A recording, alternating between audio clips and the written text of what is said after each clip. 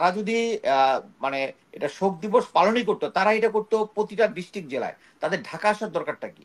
মানে তারা যদি শোক শোক তো যেখানে যে লোকটা পটুয়াখালীতে আছে, যে লোকটা টেকনাফে আছে, তেঁতুলিয়াতে, ওখানে শোক পালন করুক, কিন্তু তাদের এই ঢাকা আসাটাই বোঝাচ্ছে এটা একটা ষড়যন্ত্র। তার এই অ্যাগ্রেসিভ কূটনৈতিক ডিপ্লোম্যাটিক বিহেভিয়ারের জন্য অ্যাট প্রেজেন্ট ভারতের যতগুলা প্রতিবেশী আছে সবগুলো তার খারাপ সম্পর্ক। একমাত্র ছিল বাংলাদেশের সাথে, ওইটাও গন। সো এই সিচুয়েশনে আমি মনে করি ভারত অলরেডি ব্যাকফুটিং আছে। এখানে আমাদের অ্যাগ্রেসিভ নেওয়া উচিত। আমাদের মনে করি যে ভারতের সাথে এই আওয়ামী লীগ সরকার যতগুলো চুক্তি করেছে সবগুলো এখনই পাবলিক করা উচিত। পাবলিক করে যেগুলাতে বাংলাদেশের স্বার্থ ক্ষুণ্ণ হয়েছে তা ইমিডিয়েটলি পরিবর্তন করা উচিত এবং ক্যান্সেল করে দেওয়া উচিত। বাট আমি যেটা মনে করতেছি যে সবচেয়ে আগে রিফর্ম যেটা হওয়ার, রিফর্ম না অ্যাকচুয়ালি ডিজিএফআই এবং এনএসআই এটাদের স্ট্রাকচার যেটা আছে এবং তাদের এইম, প্রতিটা অর্গানাইজেশন একটা এইম থাকে, তাদের একটা সেট আপ প্রসিডিউর থাকে যে তারা তাদের কাজটা কি।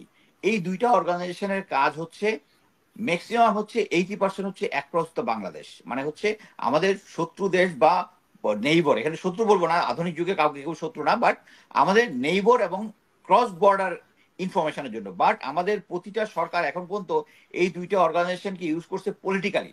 এই জিনিসটা যদি আমরা গ্রসলি চেঞ্জ করতে পারি, আমার মনে হয় যে অদিতিকেও বলবো যে এই ব্যাপারটা নিয়ে তাদের মাধ্যমে প্রেশার ক্রিয়েট করার জন্য, যে আমাদের এখানে এখন পর্যন্ত আমি আমার 28 বছর চাকরিতে আমি বিএনপি আওয়ামী লীগ দুইটার সাথেই চাকরি করেছি, এবং তারা প্রত্যেকেই এই দুইটা গোয়েন্দা সংস্থাকে মানে খুব মানে পলিটিক্যালি সাপ্রেশনের জন্য ইউজ করছে। আমার মনে হয় এইখান থেকে আমাদের বেরিয়ে আসতে হবে।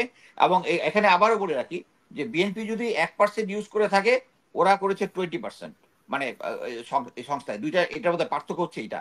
মানে অ্যাট প্রেজেন্ট যতগুলো এই গোয়েন্দা সংস্থা আছে, specially DGFI and also NSI, তারা টোটালি ক্রস বর্ডার তাদের যে মেইন রেসপন্সিবিলিটি বাদ দিয়ে তারা অপোজিশন পলিটিক্যাল পার্টিকে ধরার জন্য ইয়ে করছে।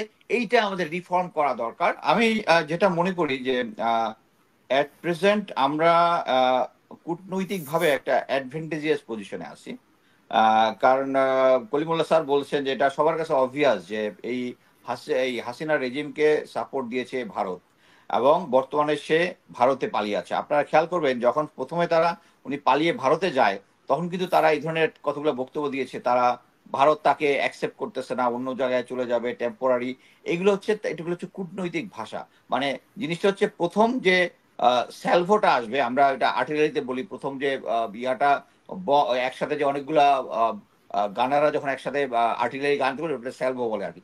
প্রথম যে স্যালভোটা আসবে তখন তো ইমিডিয়েট বাংলাদেশ সরকারের তখন তো জানানো উচিত ছিল যে আমরা এই বাংলাদেশে এই ফ্যাসিস্ট হাসিনা আমাদের উপরে গণহত্যা চালিয়েছে, ভারতে অ্যাকসেপ্টেড, আমরা একটা প্রতিবাদ জানাইতে পারি, কিন্তু আমরা প্রতিবাদ জানালাম না। কিন্তু আমরা দেখলাম আমাদের পররাষ্ট্র উপদেষ্টা বলেছেন যে এর প্রেক্ষিতেও আমাদের তাদের সাথে সম্পর্ক সম্পর্ক ভালো থাকবে, ভালো থাকবে, সম্পর্কের এই কোনো জিনিস অবনতি হবে না। অবনতি হবে না। এই জিনিসটা অ্যাকসেপ্টেড না, এটা হচ্ছে আমাদের দুর্বল পররাষ্ট্র নীতির অংশ।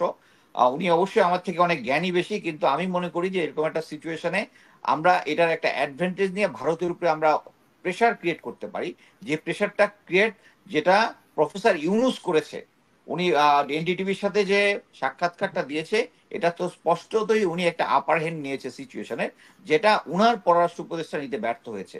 সো আমি মনে করি অ্যাট প্রেজেন্ট বাংলাদেশ এই এই ঘটনাটাকে উল্লেখ করে একটা সরকারিভাবে লিখিতভাবে প্রতিবাদ জানাতে পারে যে ওখানে শেখ হাসিনা ইয়াতে বসে বসে বাংলাদেশে একটা বিভিন্ন জায়গায় উস্কানি দিচ্ছে, বিভিন্ন একটা তার রাজনৈতিক পক্ষকে উস্কানি দিচ্ছে। 15 তারিখে তাদের যেখানে এটা ভারতের স্বাধীনতা দিবস, একই দিবসে এখানে একটা, এটা আমরা লিখিতভাবে প্রতিবাদ জানাবো। এবং আমি মনে করি আমাদের যে আইন শৃঙ্খলা বাহিনী আছে, এবং এখন আইন শৃঙ্খলা বাহিনী যেহেতু পুরোপুরিভাবে কন্ট্রোল নাই, এবং ছাত্র জনতা যেটা আছে, এবং তারা এইমই করেছে যে তারা যদি মানে এটা শোক দিবস পালনই করতো, তারা এটা করতো প্রতিটা ডিস্ট্রিক্ট জেলায়। তাদের ঢাকা আসার দরকারটা কি? মানে তারা যদি শোক শোক তো যেখানে যে লোকটা পটুয়াখালীতে আছে, যে লোকটা টেকনাফে আছে, তেঁতুলিয়াতে, ওখানে শোক পালন করুক, কিন্তু তাদের এই ঢাকা আসাটাই বোঝাচ্ছে এটা একটা ষড়যন্ত্র। মানে এটা ক্লিয়ার করে দেয় সবার কাছে এটা একটা ষড়যন্ত্র। এই ষড়যন্ত্র করার জন্য আমি মনে করি শেখ হাসিনার এগেনস্টে আরো একটা মামলা হইতে পারে। আমি তো খুনের মামলা তো হয়েছে যে বিদেশে বসে বসে ষড়যন্ত্র করছে। আর উনি আজীবন বলেছে যে তারেক রহমান বিদেশ থেকে ষড়যন্ত্র করে। এখন আমরা নিজ চোখে দেখলাম ষড়যন্ত্র করে, এবং ওনার একটা প্রচলিত বয়ান হচ্ছে যারা এখানে পাকিস্তানে যারা পাকিস্তানের আত্মা আছে তারা যেন পাকিস্তানে চলে যায়, কিন্তু আমরা দেখলাম উনি ভারতের আত্মা, উনি ভারতে চলে গেছে। বাট অ্যাকচুয়ালি উনি যেটা অন্যদেরকে বলেছে এটা উনার নিজের ঘাড়ের মধ্যে পড়েছে যে জিনিসটা আর কি। অ্যাকচুয়ালি উনি যে এতদিন বাংলাদেশি, ওই যে আমি এই জন্য বলছি না, এই আওয়ামী লীগ হচ্ছে একটা কাল্ট, এটাকে রাজনৈতিক দল বলা ভুল হবে। এট প্রেজেন্ট তারা জিনিসটাকে এই গত 16 বছরে এমন একটা সিচুয়েশনে নিয়ে গেছে যে আপনাকে মানে আমি যে আমাদের ফ্রেন্ডদের যে গ্রুপগুলো ছিল, সেই গ্রুপগুলোর মধ্যে তারা একটা কথা বলতে, মানে আমার অনেক ফ্রেন্ড আছে সেনাবাহিনীর বাইরে, তারা আমাকে আনফ্রেন্ড করে দিচ্ছে কি জন্য? Because of this Awami League cult. So এরকম একটা সিচুয়েশনে ভারত যদি তাকে কন্টিনিউয়াস কন্টিনিউ যদি সাপোর্ট দেয়, এটা তার জন্য ভালো হবে না। আমরা অলরেডি দেখেছি অজিত দোভাল, তাদের ন্যাশনাল সিকিউরিটি অ্যাডভাইজার, সে অলরেডি তাকে রিটায়ারমেন্টে পাঠিয়ে দেওয়া হয়েছে। কি কারণে? Because of his aggressive intelligence plus aggressive diplomatic decisions. এবং এটা ভারত সরকার তাকে যে ফ্রি হ্যান্ড দিয়েছে কাজ করার জন্য। আপনি এখন দেখেন তার এই অ্যাগ্রেসিভ কূটনৈতিক ডিপ্লোম্যাটিক বিহেভিয়ারের জন্য অ্যাট প্রেজেন্ট ভারতের যতগুলা প্রতিবেশী আছে সবগুলো তার খারাপ সম্পর্ক, একমাত্র ছিল বাংলাদেশের সাথে, ওইটাও গণ।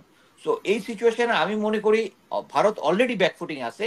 এখানে আমাদের অ্যাগ্রেসিভ নেওয়া উচিত। আমাদের মনে করি যে ভারতের সাথে এই আওয়ামী লীগ সরকার যতগুলো চুক্তি করেছে সবগুলো এখনই পাবলিক করা উচিত।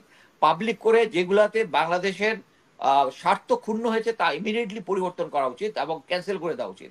এবং এ ব্যাপারে আমি মনে করি যে আহ, এখন যেহেতু তত্ত্বাবধায়ক সরকারের প্রধান দায়িত্ব হচ্ছে আইন শৃঙ্খলা পরিস্থিতি এবং যে অপরাধগুলো মানে হিউম্যান রাইটস ভায়োলেশন যেগুলো হচ্ছে এগুলোর উপরে এগুলোকে বিচারের আওতায় নিয়ে আসা। এর পাশাপাশি আমাদের ভারত যে কন্টিনিউয়াস সাপোর্টটা দিচ্ছে এটাকে স্টপ করার জন্য একটা স্ট্রং মেসেজ আমাদের এই সরকারের মাধ্যমে ভারতকে পৌঁছে দেওয়া।